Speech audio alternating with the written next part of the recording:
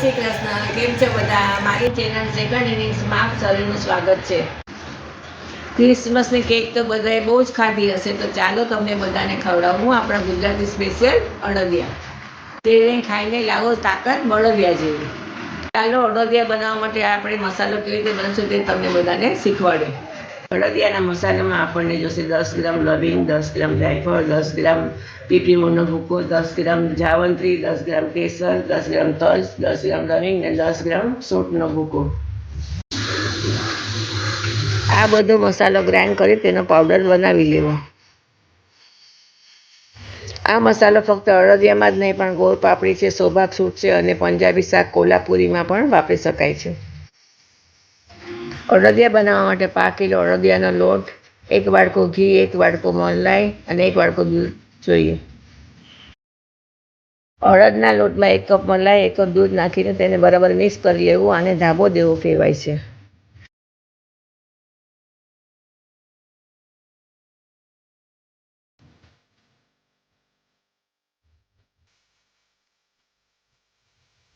એક પેનમાં ઘી ગરમ મૂકી તેમાં આપણે તૈયાર કરેલું મિશ્રણ ગોલ્ડન બ્રાઉન થાય ત્યાં સુધી શેકી લેવું.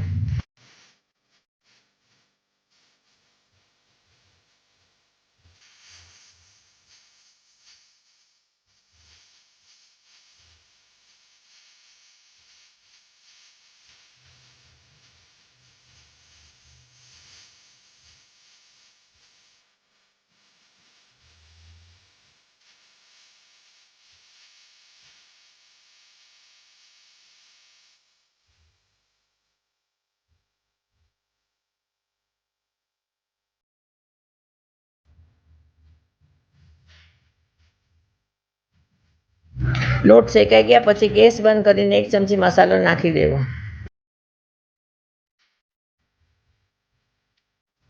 1 મીડિયમ બાઉલ સાકરનો પાવડર કરી રાખવો.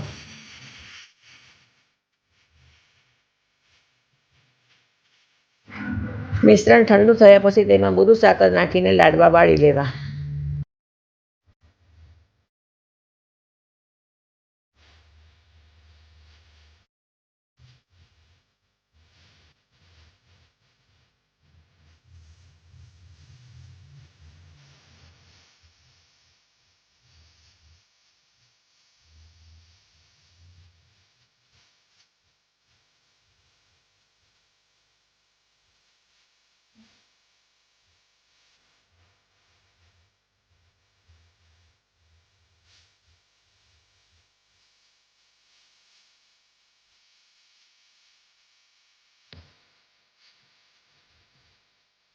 ઘણા ઘરોમાં ચાસણીમાં પણ અડદિયા બનતા હોય છે, જેમાં આપણે ચાસણીના તાર કેટલા રાખવા, કેવી ચાસણી કરવી એ ટેન્શન રહે છે. થઈ બરાબર ન થઈ, ચાસણી કરતાં ગુરુ સાકરવાળા અડદિયા વધારે દિવસ એની લાઈફ રહે છે, કારણ કે તેમાં પાણીનું પ્રમાણ જ નથી, એટલે બગડવાની જરા પણ ચિંતા નથી રહેતી.